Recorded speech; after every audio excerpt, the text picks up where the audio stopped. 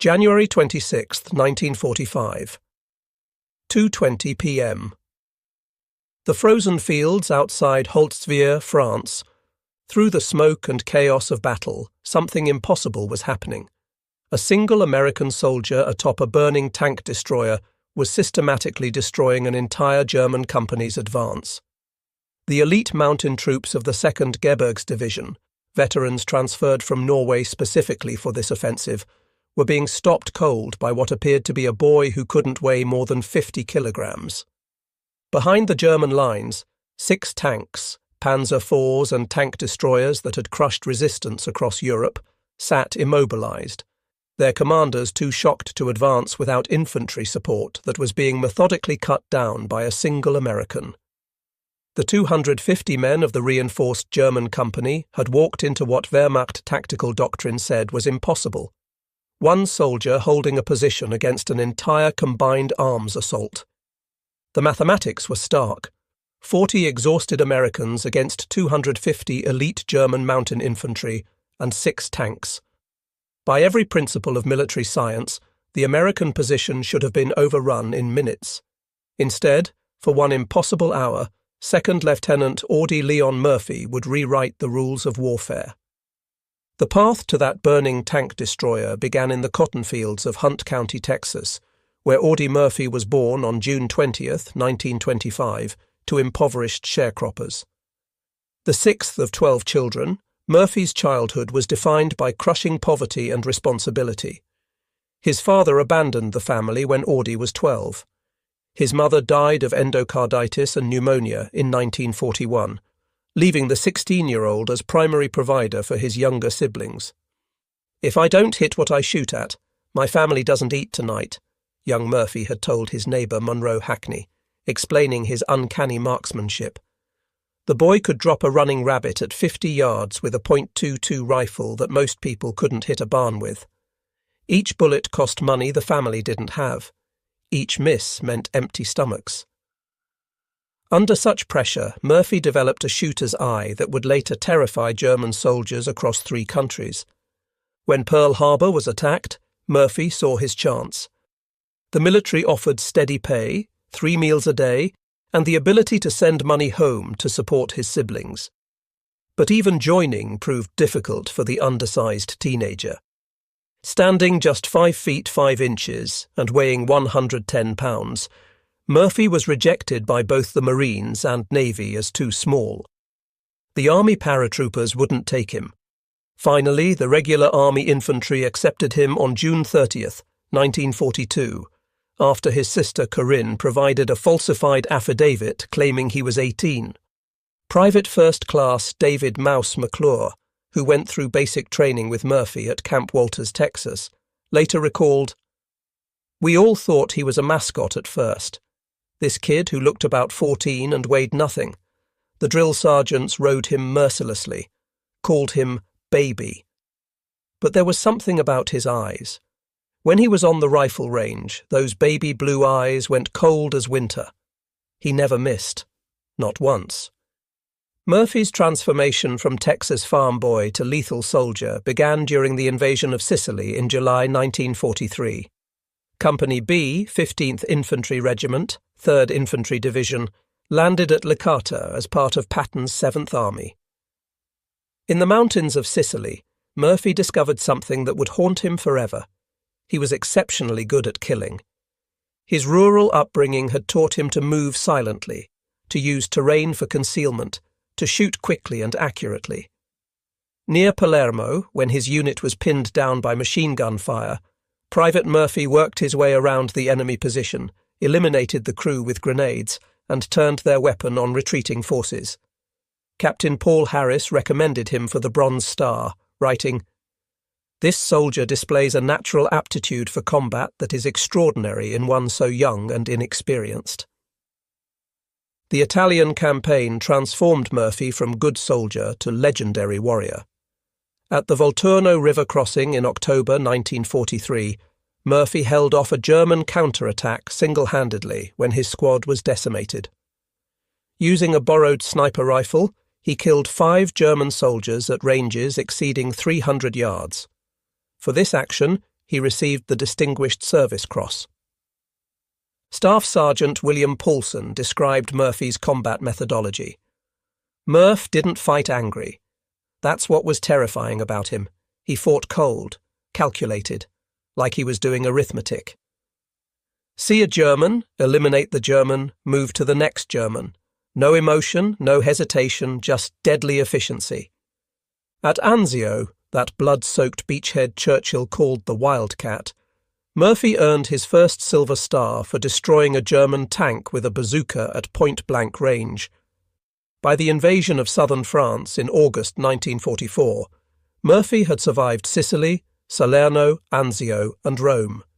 He had been wounded twice, decorated multiple times, and developed a reputation among both Americans and Germans as someone to be feared. During the drive through southern France, when his lieutenant was killed in an ambush near Montélimar, Sergeant Murphy took command of the platoon. Organising a defence with 18 men against a German company of over 100, Murphy held a critical crossroads for 2 hours, personally accounting for 15 enemy dead. His leadership earned him a battlefield commission to second lieutenant on October 14, 1944. By January 1945, as Company B approached the Colmar Pocket, Murphy was no longer the baby-faced recruit who had joined in 1942. Combat had aged him beyond his 19 years. He had seen most of his original companions killed or wounded. He had personally killed over 100 enemy soldiers. The Colmar Pocket represented everything horrible about winter warfare.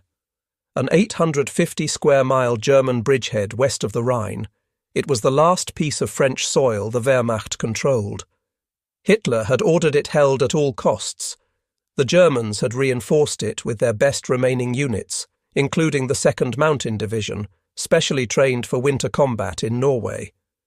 For Company B, the situation was desperate. In 5 days of fighting leading up to January 26th, they had lost 102 men wounded, and all officers except Murphy killed or evacuated. From a full-strength company of 187 men, they were down to 40 effectives. Murphy himself was fighting with a leg wound from shrapnel received 2 days earlier, though he had told no one about it. Private Anthony Abramsky described their condition. We were finished, done. Most of us hadn't slept in 3 days. We'd been living on cold K rations when we could eat at all. Half the guys had frostbite. Our machine guns were freezing up. We'd tried all night to dig foxholes, but the ground was like iron. When dawn came and we saw our positions, strung out along the edge of the woods with open fields in front of us, we knew we were sitting ducks. January 26, 1945, dawned grey and bitter cold. The temperature hovered around freezing with wind that cut through the heaviest overcoats. Snow lay 3 feet deep in places, though constant artillery fire had churned much of the battlefield into a moonscape of frozen mud and ice. Company B held positions along the edge of the Bois de Riedwehr forest, looking out across nearly a mile of open ground toward the German-held village of Holtzwihr. Murphy had positioned his depleted company as best he could. 2 M10 tank destroyers provided his only anti-tank capability. His infantry was spread thin along the wood line. He had established his command post in a drainage ditch that provided some protection and a good view of the approaching ground.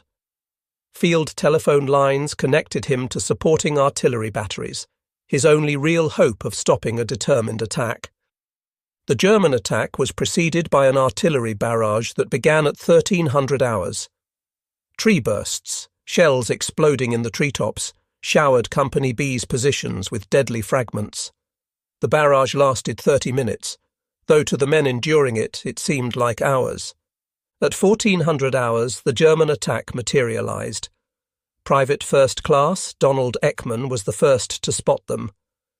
You could see the pennants on the antenna of the German tanks, 6 of them spread out in attack formation, and behind them, Jesus Christ, there must have been 250 infantry, all in white snow camouflage, moving across that field like ghosts. Murphy's first action was to call for artillery support. But artillery alone wouldn't stop this attack. The Germans were too spread out, too numerous, and moving too fast. At 600 yards, the M10 tank destroyers opened fire. Their first shots missed. The crews were exhausted and cold-numbed. Return fire from the German tanks was immediate and devastating. An 88mm shell struck the rear M10 squarely in the turret. The tank destroyer burst into flames, its crew scrambling out and running for the woods. The forward M10, attempting to maneuver for a better firing position, slid sideways into a drainage ditch, its tracks unable to find purchase on the frozen ground. Its crew abandoned it and retreated. At approximately 1420 hours, with both tank destroyers out of action and German infantry closing to within 200 yards, Murphy made the decision that would earn him the Medal of Honor. He ordered his remaining men to fall back to prepared positions in the woods, but he himself didn't retreat. Instead, Murphy ran through the artillery fire to the burning M10 tank destroyer. The vehicle was fully engulfed in flames at the rear, where the 88mm shell had ignited its fuel and ammunition. Black smoke poured from the hull. The heat was intense enough to be felt from 30 feet away. At any moment, the remaining ammunition could explode, turning the vehicle into a massive bomb. Murphy climbed onto the tank destroyer and manned its .50 caliber M2 Browning machine gun. From this elevated position, he had a clear field of fire across the approaching German formations. But he was also completely exposed, a single figure silhouetted against the sky, with no cover except the smoke from the burning vehicle beneath him. Private First Class Anthony Abramsky watched from the woodline. I saw Lieutenant Murphy climb on top of the burning tank destroyer while bursts of machine gun fire were heard. Pistol fire from the advancing infantry battered against the hull and tread. It was the greatest display of guts and courage I have ever seen. The M2 Browning was a devastating weapon in skilled hands. It fired 550 rounds per minute with an effective range of 2,000 meters. Its half-inch bullets could penetrate light armor and tear human bodies apart. In Murphy's hands, it became an instrument of precise destruction. For the next hour, Murphy operated the heavy machine gun with extraordinary effectiveness. Throughout the engagement, he maintained telephone contact with supporting artillery, calling in fire missions dangerously close to his own position. The combination of his machine gun fire and the artillery he directed created a wall of steel that the German infantry could not penetrate. Sergeant Elmer Brawley observed from the wood's edge, "The German infantrymen got within 10 yards of Lieutenant Murphy, who killed them in the draws, in the meadows, in the woods, wherever he saw them." The environmental conditions made Murphy's stand even more remarkable. The frozen ground had prevented proper entrenchment. Visibility varied as overcast skies occasionally cleared. The extreme cold affected weapon performance and had left soldiers struggling with frostbite after days of continuous combat. Murphy's position on the M10 provided critical advantages that he exploited brilliantly. The tank destroyer sat at a slight elevation overlooking the German approach route, giving him commanding fields of fire. The 50 caliber's 2,000-meter effective range meant he could engage targets at maximum distance, while the burning vehicle's smokescreen prevented accurate German return fire. The German forces found themselves in an impossible tactical situation. Their tanks, expecting to overwhelm the weakened American position, discovered they could not advance without infantry support that Murphy was systematically destroying. Wehrmacht doctrine emphasized combined arms operations, and without infantry to protect them from close assault, the tanks were forced to withdraw rather than risk isolation. Technical Sergeant Morris Wald, observing through binoculars from the battalion command post, later testified, "Murphy's fire was incredibly effective. He wasn't just spraying bullets. Every burst was aimed. He was picking off German infantry like he was at a shooting gallery. I saw him cut down an entire squad that was trying to flank our position." At approximately 1,500 hours, after 40 minutes of continuous firing, Murphy's ammunition began to run low. The barrel glowed red from heat. The The burning tank destroyer beneath him was settling into the ground as its tracks and road wheels melted. German infantry had worked to within 10 yards of his position.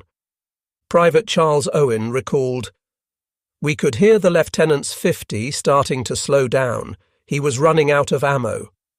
Some of the Germans must have figured it out too because they started rushing forward. Murphy grabbed his carbine and started picking them off with that." At approximately 15:10 hours, with his ammunition nearly exhausted and German infantry closing to within 10 yards, Murphy made the most desperate call of the battle. He ordered the artillery to fire directly on his position. The forward observer, Lieutenant Walter Weispfenning, initially refused, knowing it would mean certain death for Murphy. But Murphy insisted, "I'm giving you a direct order. Fire on my position. Now." The first shells landed within 50 yards of the burning tank destroyer. The explosions threw frozen earth and shrapnel in all directions. German infantry caught in the open were torn apart, but Murphy, exposed on top of the vehicle, was also in the impact zone. Shrapnel tore through his leg, his second wound of the day, but he continued firing the few rounds he had left.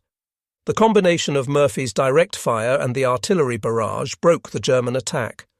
The surviving infantry, perhaps 100 men, began falling back toward Holtzwihr.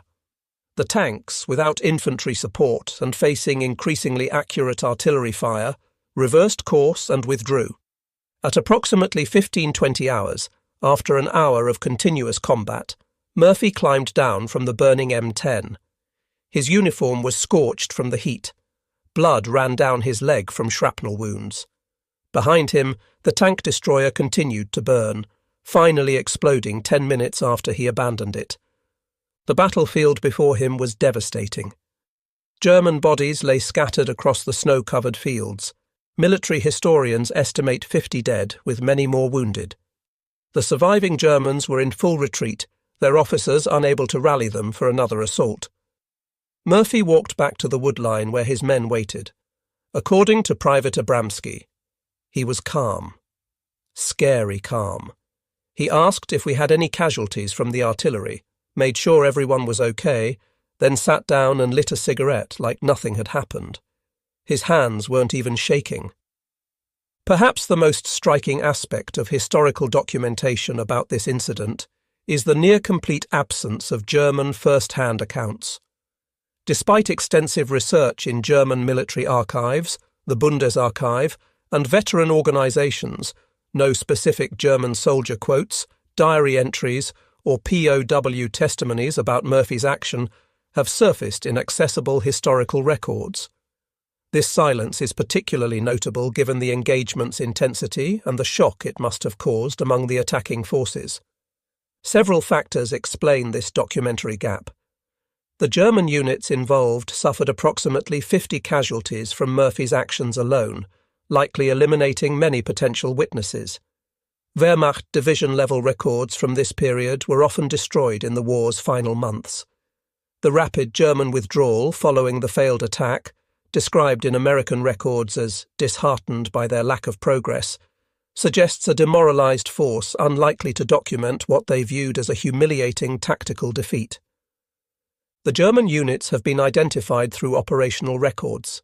The 2nd Mountain Division provided the primary infantry force, supported by elements of the 708th Volksgrenadier Division and the 285th Assault Gun Battalion. These were elite formations.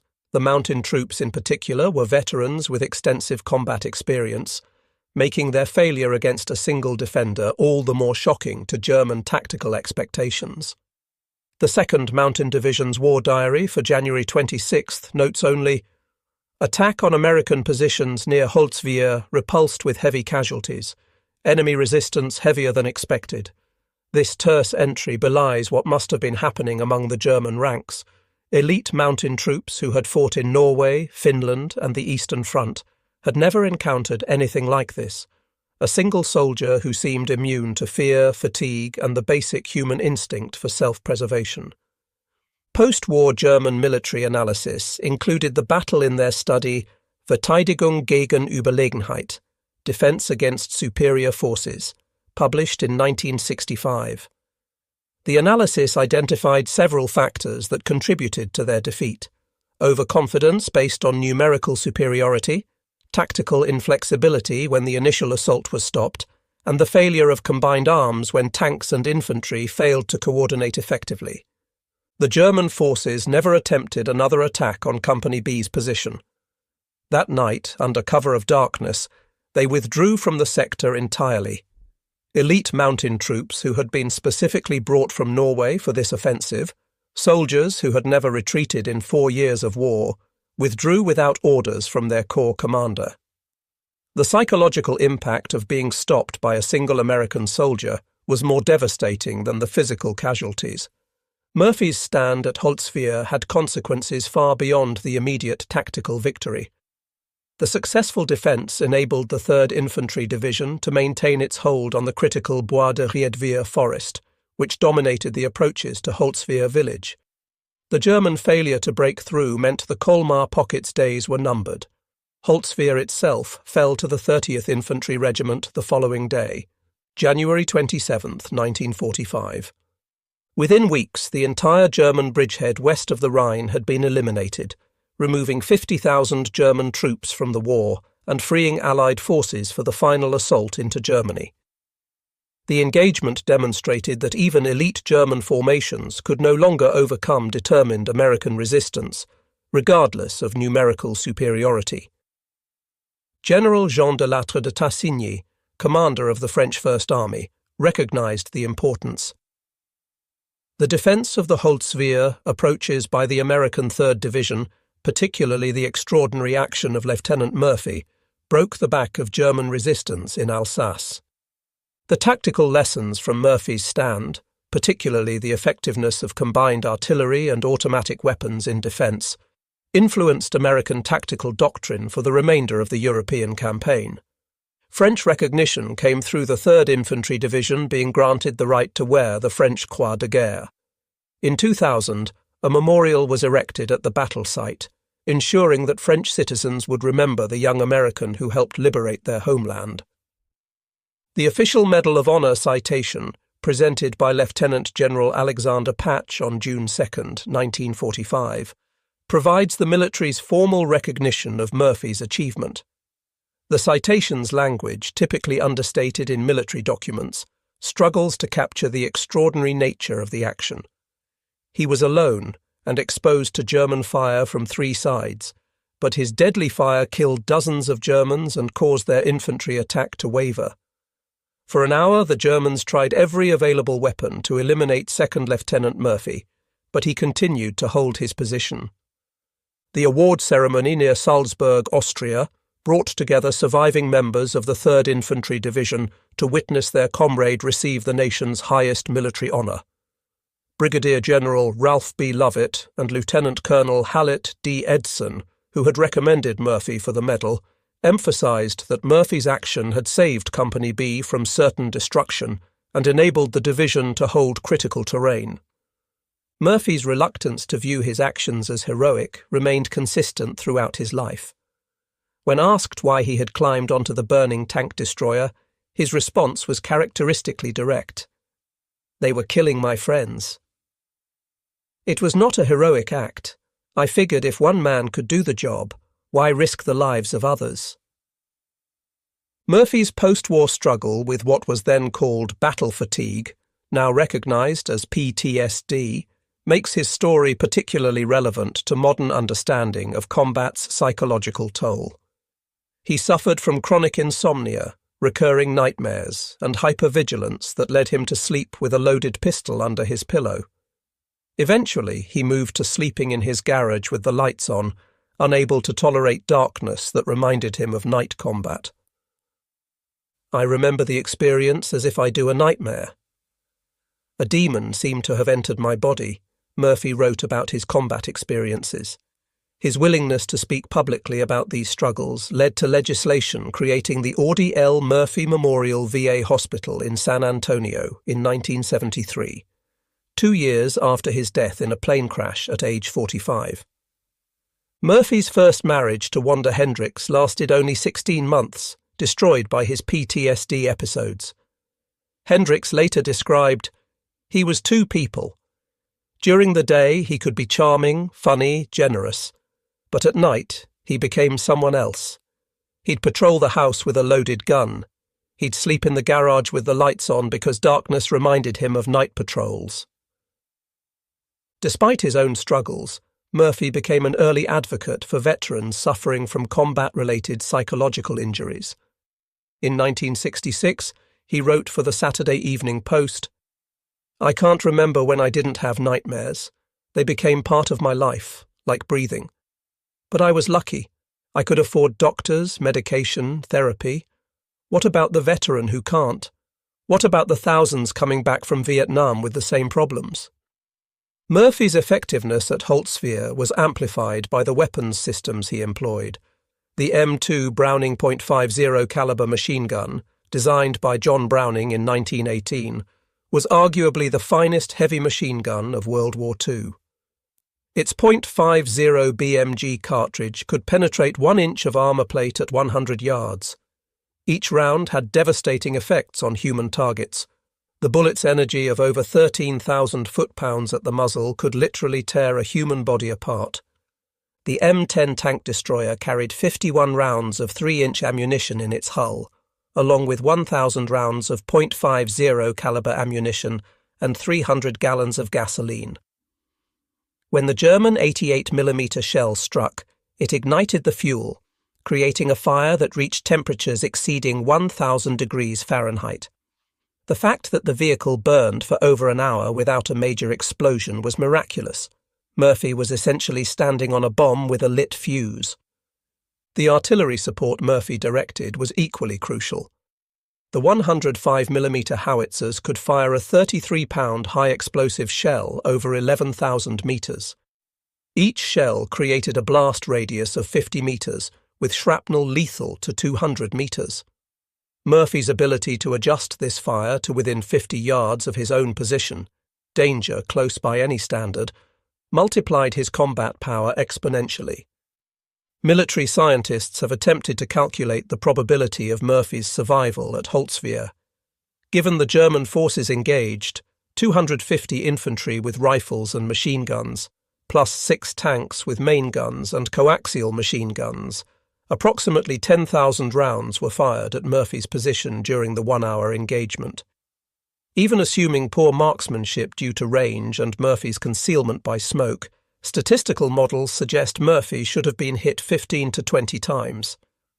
The physical demands of operating the M2 Browning under these conditions were extreme. The weapon weighs 84 pounds and has violent recoil. Murphy had to maintain his balance on the burning vehicle while absorbing the weapon's recoil, all while being shot at from 3 directions. The smoke from the burning vehicle would have made breathing difficult and aiming challenging. Military historians and psychologists have long debated what made Murphy capable of such extraordinary combat performance. Was it his impoverished background that taught him survival at any cost? His hunting experience that made killing seem natural? Or simply being in the wrong place at the right time? Dr. Dave Grossman, author of On Killing and a leading expert on combat psychology, offers this analysis. Murphy represented a perfect storm of factors. He had the technical skills from hunting, the motivation from poverty, the emotional detachment from early trauma, and most importantly, a protective instinct toward his men that overrode self-preservation. This interpretation is supported by Murphy's own words. When asked why he climbed onto the burning tank destroyer, he consistently gave the same answer. They were killing my men. The personal nature of that statement reveals Murphy's motivation. This wasn't about tactics or strategy. It was about protecting the soldiers he commanded. Murphy himself recognized the transformation combat had wrought in him. In a 1968 interview, 3 years before his death, he reflected, "People talk about that day like it was heroic. Maybe it was. But I became something inhuman that day. I turned into a killing machine.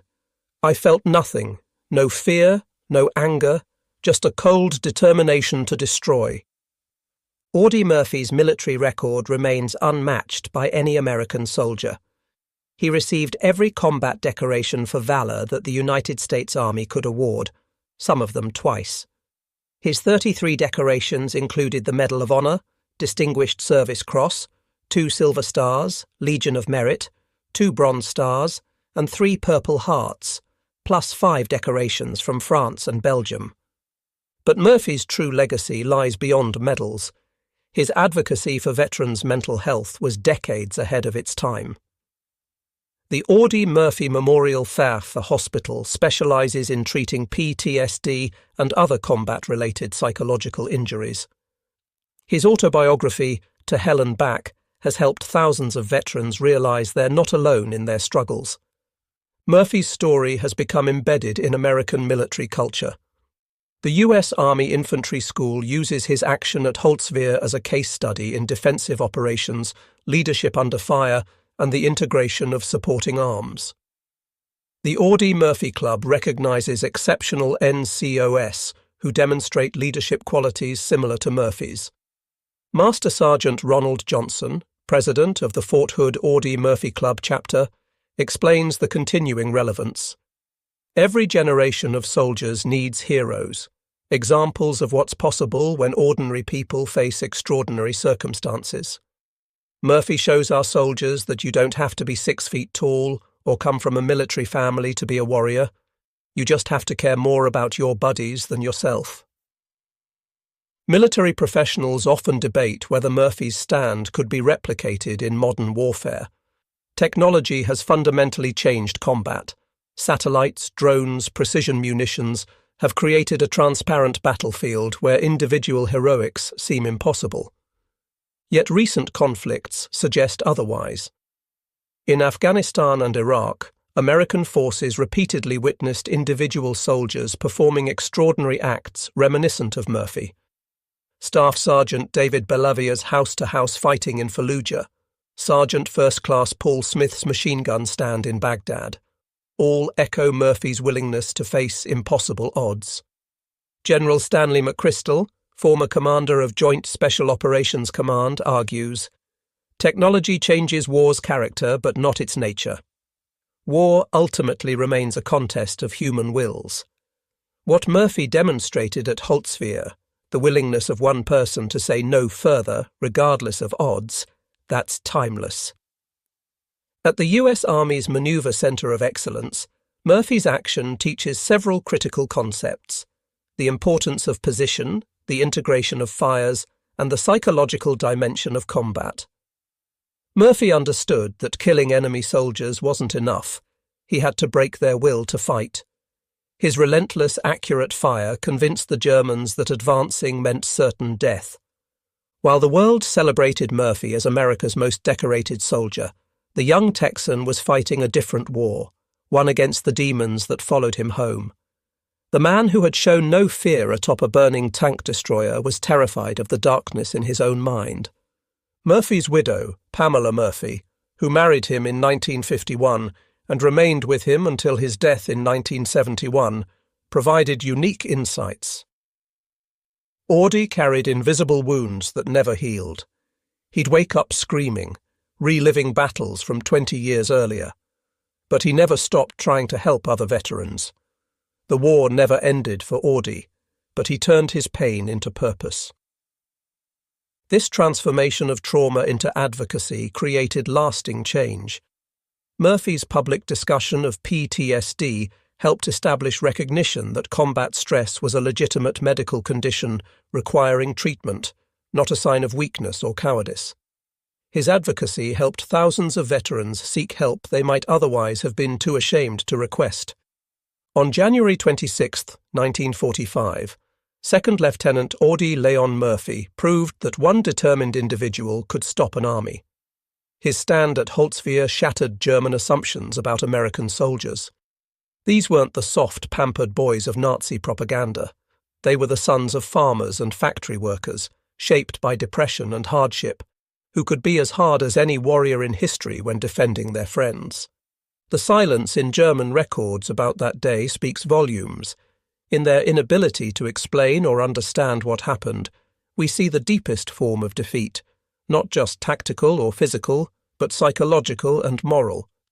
They had met someone who was simply better at war than they were, and that recognition broke something fundamental in their warrior identity. Today, the field outside Holtzwihr is peaceful farmland again. The scars of battle have healed, the shell craters filled in, the blood washed away by decades of rain. But on January 26th each year, a small ceremony is held at the memorial marking Murphy's stand. French citizens, American veterans, and occasionally elderly Germans gather to remember the day one American soldier proved that courage has no limits. Murphy's story reminds us that heroism isn't about being fearless. Murphy was terrified by his own admission. It's about acting despite that fear when others depend on you. It's about making a stand when retreat would be easier. It's about becoming, for one crucial moment, larger than yourself. In the end, that's why the Germans were shocked when one American soldier held off 250 Germans for over an hour, alone. They had encountered something that military science couldn't explain, that tactical doctrine couldn't counter, that overwhelming force couldn't overcome. The unconquerable human spirit embodied in a 110-pound Texan who would rather die than let his friends be killed. His stand at Holtzwihr remains eternal testimony that one person, at the right place and the right time, with the right motivation, can change everything. The boy who hunted rabbits to feed his family became the man who stopped an army to save his friends. In war, as in life, that transformation from the ordinary to the extraordinary remains the most shocking truth of all.